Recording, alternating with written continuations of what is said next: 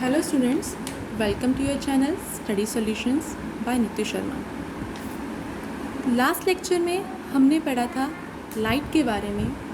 Light क्या होती है, उसकी प्रॉपर्टीज़ क्या हैं, लॉज ऑफ रिफ्लेक्शन और रिफ्लेक्शन किस में होता है, मींस मिरर कैसे होते हैं, मिरर के टाइप्स प्लेन और स्फेरिकल। प्लेन मिरर की हमने प्रॉपर्टीज़ को कल डिस्कस कर लिया था, तो आज हम डिस्कस करने जा रहे हैं स्फेरिकल मिरर्स के बारे में। स्फेरिकल मिरर्स पहले आपको पता होना चाहिए कि स्फेरिकल मिरर्स होते क्या हैं। जैसा कि नाम से ही आपको क्लियर है कि spherical means sphere means mirror that is not plane. तो स्फेरिकल मिरर की डेफिनेशन क्या हुई? Spherical mirrors are the mirrors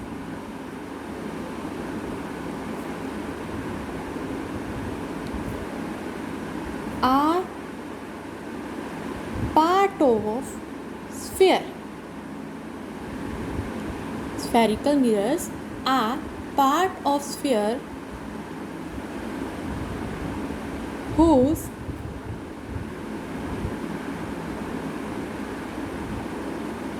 reflecting surface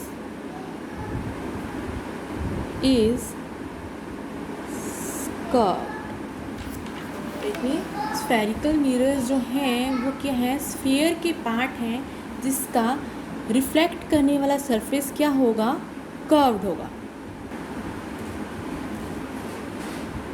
तो स्फेरिकल मिरर्स जो हमारे पास होते हैं ये दो टाइप के होते हैं।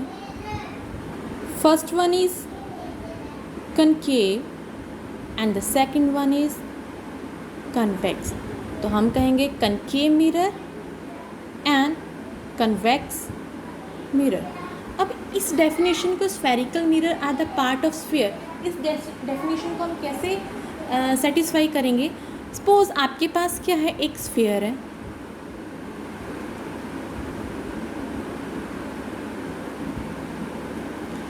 तो मैंने क्या कहा कि spherical mirror are the part of sphere. इसका मैं एक पार्ट अगर कट कर लूँ तो कट करने के बाद जो ये पार्ट आएगा इसकी वन साइड को पॉलिश कर दूँ। सपोज मैंने इसका आउटर पार्ट पॉलिश कर दिया तो ये कुछ इस तरीके से बनेगा। तो ये जो हमारे पास इस तरीके से वन साइड पॉलिश करने के बाद जो एक कर्व मिरर हमारे पास बनेगा, ये हमारे पास आया कनकेव मिरर। और अगर इसी स्फीयर का मैं दूसरा पार्ट कट करने पर उसकी इनर साइड को पॉलिश कर दूं तो मेरे पास कुछ इस तरीके का मिरर बन के आएगा। तो ये जो मिरर मेरे पास आएगा तो वो होगा कन्वेक्स मिरर। तो कन्फ्यूज़न क्या आती है, आपको ये नहीं याद रहता कि हम, पता है आपको कि दो हमारे पास मिरर होते हैं, कनकेव होता है, एक कन्वेक्स होता है। कन्फ्यूज़न क्या है कि हम भूल जाते हैं कि कनकेव किसे कहें, कन्वेक्स किसे कहें। तो सिंपल सा है, आप ये देखो कनकेव किससे बना है, केव से मिलके। केव मीन्स गुफा। तो जिसका रिफ्लेक्टिंग सर्फ अंदर की तरफ गहरा होगा गुफा की तरह, दैट इज़ कनकेव। जो अंदर की तरफ, बाहर की तरफ उभरा हुआ है वो उसका उल्टा कन्वेक्स मिरर। क्लियर है? ठीक है। तो इसके बाद हमारे पास स्फेरिकल मिरर को करने के लिए हमारे पास कुछ पॉइंट्स हमें डिस्कस करने पड़ेंगे, स्फेरिकल मिरर के फर्दर पार्ट्स। तो मैं आपको कनकेव मिरर के ऊपर ये पॉइंट्स बताऊंगी। कन्वेक्स के लिए भी सेम वही अप्लाई होंगे। ठीक है, तो हमें कुछ डेफिनेशंस करनी पड़ेंगी। मैं यहाँ पे आपको बताने जा रही हूँ कनकेव मिरर। अब कनकेव मिरर क्या होगा, अब इसके कुछ पॉइंट्स बताने हैं। सबसे पहले हमें पता होना चाहिए अपर्चर।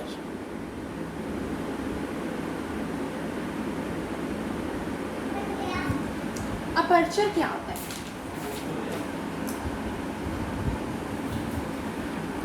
सपोज आपके पास ये मिरर है,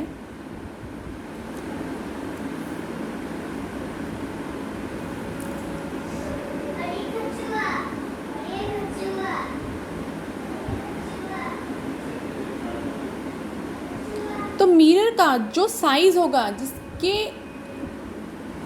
थ्रू आप अपनी इमेज को देख सकते हो, जो उसका साइज़ है, तो उसे क्या कहा जाता है? उस मिरर का अपर्चर। तो हम इसकी डेफिनेशन को क्या लिखेंगे?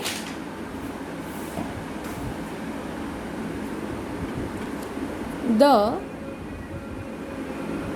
Size of mirror is called its aperture. Definition clear हुई?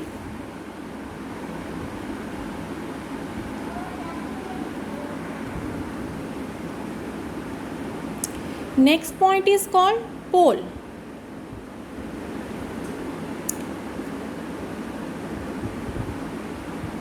पोल क्या होता है? सपोज आपके पास क्या है? मिरर है। उस मिरर का अगर आप सेंटर पॉइंट निकाल लो, जिसको हम P से, कैपिटल P से रिप्रेजेंट करते हैं, तो वो उसका क्या होगा? पोल। तो हम इसकी डेफिनेशन लिखेंगे, द सेंट्रल पॉइंट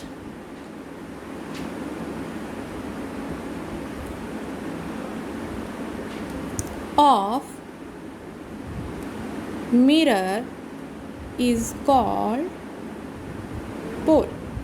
और इसको रिप्रेजेंट कैसे करते हैं हम? कैपिटल P से। नेक्स्ट जो डेफिनेशन आती है वो क्या है हमारी?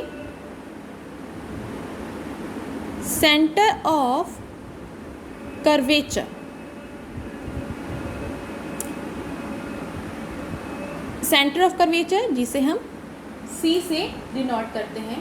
तो जैसा कि मैंने आपको पहले बताया था कि जो स्फीयर है, जो स्फेरिकल मिरर है, that is a part of sphere. तो इट मीन्स अगर हम बनाते हैं, कोई भी मिरर बनाएंगे, तो ये क्या होगा? हमारे पास एक स्फीयर का पार्ट होगा। तो स्फीयर का अगर पार्ट होगा तो उसका कुछ सेंटर भी होगा। तो जो सेंटर है, that centre is called centre of curvature. तो हम इसकी डेफिनेशन क्या लिखेंगे? The centre of sphere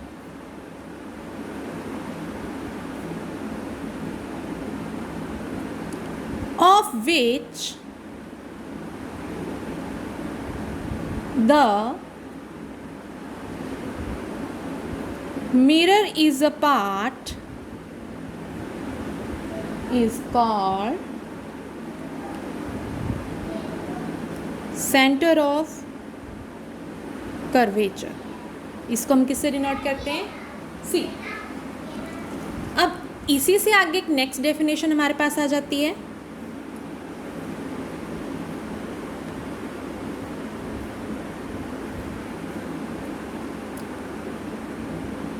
radius of curvature. अब आपने ज्योमेट्री सबने की हुई है तो आपको पता है रेडियस क्या होता है? सेंटर से यहाँ तक का जो डिस्टेंस होगा, that is called radius of sphere. तो रेडियस ऑफ कर्वेचर भी क्या हुआ? The distance from the centre of curvature to the pole is called radius of curvature. तो इसकी डेफिनेशन क्या हुई?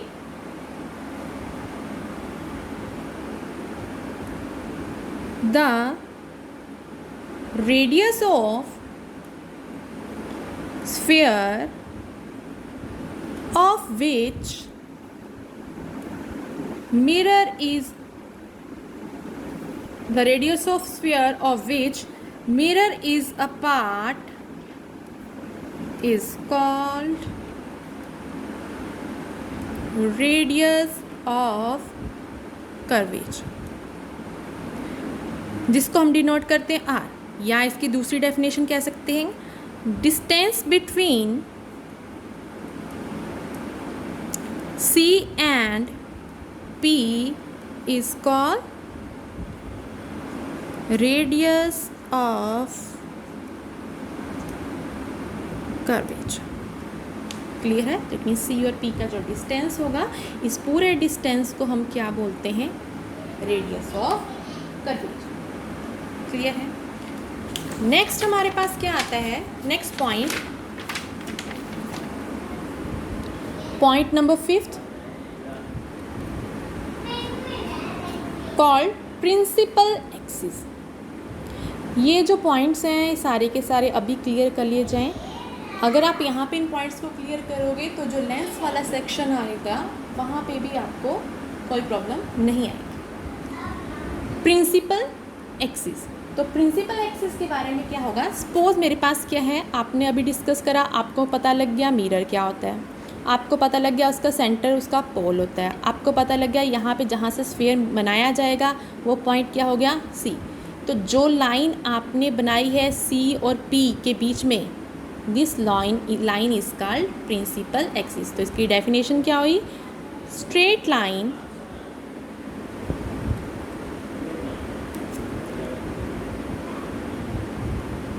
passing through pole and center of curvature is called principal axis। Clear है? Okay. Next point जो आपके पास आता है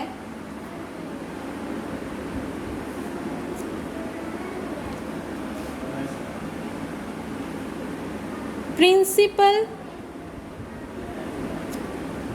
focus या फिर focal point.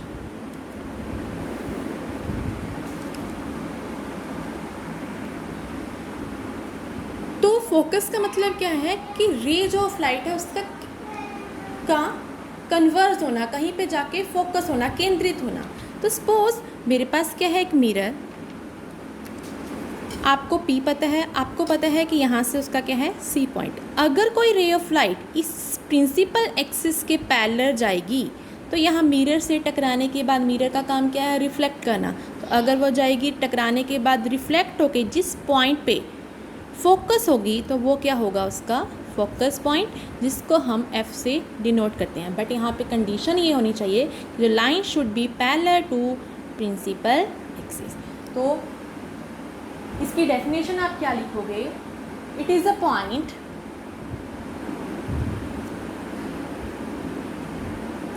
On principal axis where a ray of light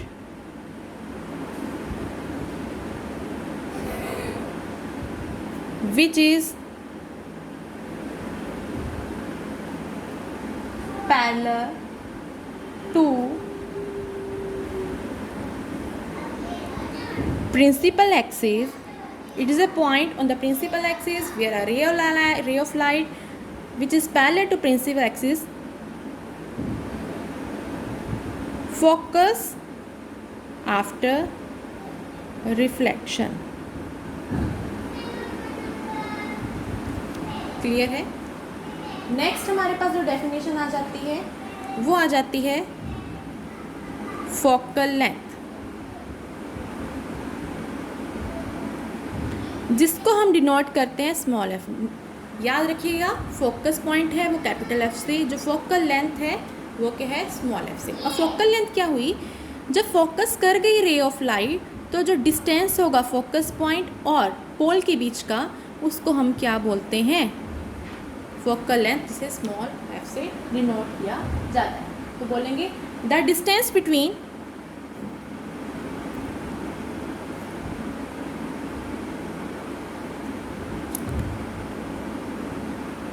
focus point and pole is called focal length।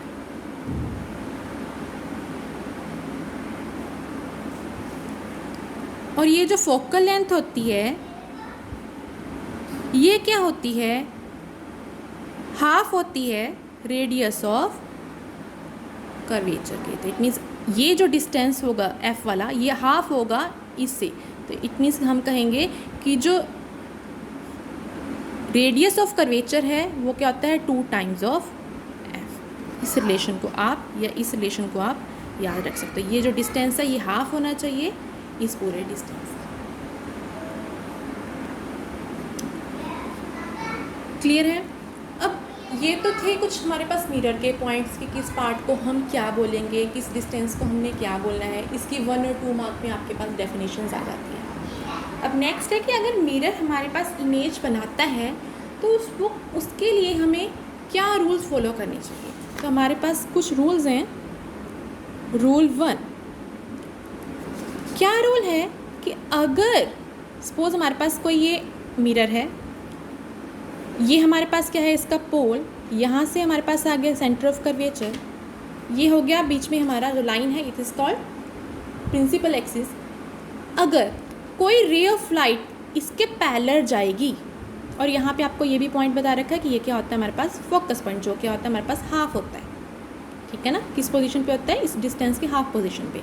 तो अगर कोई रे ऑफ लाइट पैरेलल जा रही है प्रिंसिपल एक्सिस पे, तो आफ्टर रिफ्लेक्शन अगर पैरेलल जा रही है तो रिफ्लेक्शन के बाद इस फोकस पॉइंट में से पास होगी, तो this is called rule number 1। अगर राइट जाती है यहाँ टकराने के बाद वो यहाँ पे चल, अगर कोई रे ऑफ लाइट पैरेलल जाती है।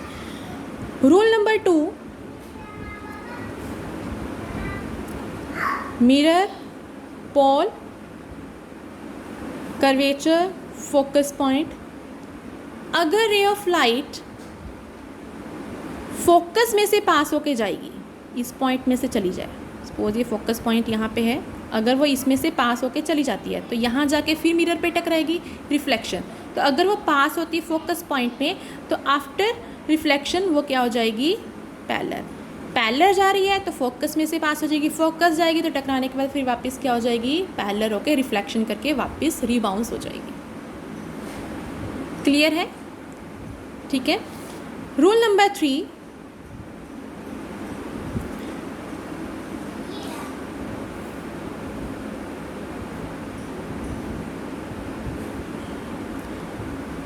अगर कोई रे ऑफ लाइट सी से पास होके गई, रे ऑफ लाइट है ना, कहीं पे भी जा सकती है, पॉइंट्स तो हमने बता दिए। अगर वो इसमें से पास होके गई तो सपोज यहाँ पे मिरर है, तो यहाँ पे जाने के बाद अगर रास्ते में मिरर आता है तो उसको टकराने के बाद वो वापस ही रीबाउंस कर जाएगी। नहीं है मिरर तब तो स्ट्रेट जाएगी ना, फिर तो रिफ्लेक्शन आप सोच ही नहीं सकते हो।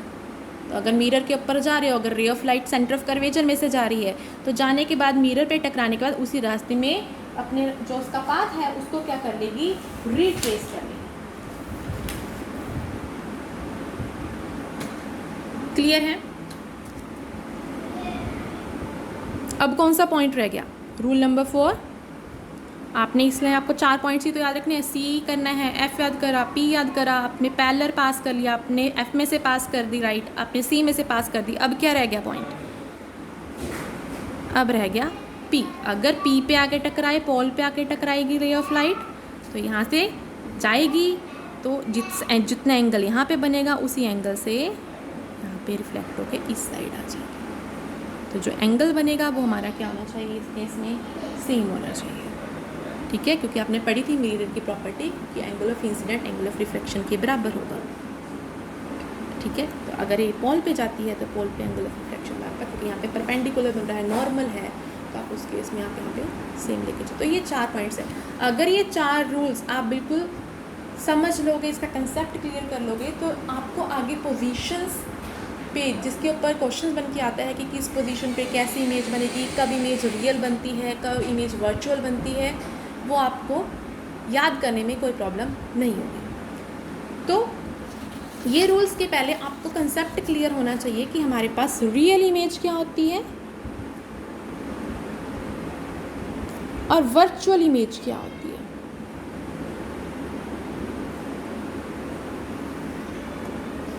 इसके ऊपर हमारे पास डिफरेंस भी आ जाता है कि आपको कौन सा इस पे difference between real image and virtual image, आपको ये भी आ जाता है।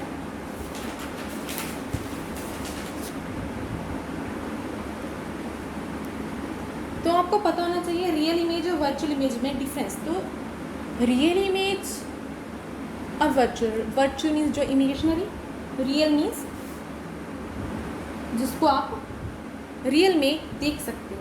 तो हम क्या कहेंगे कि real image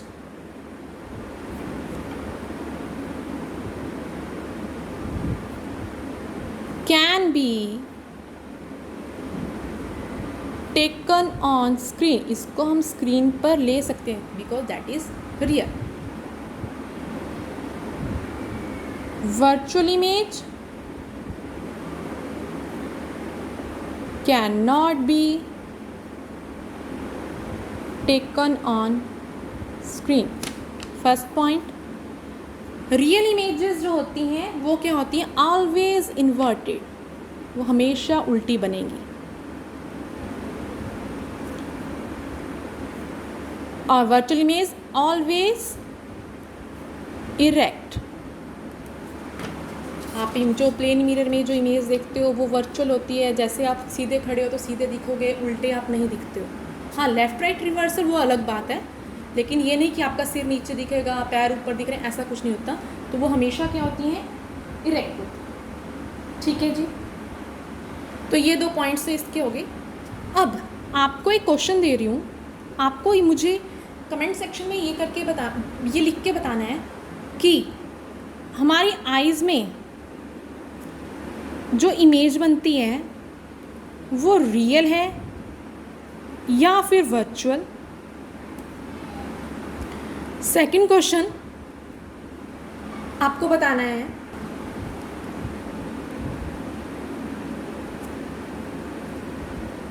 why we see sign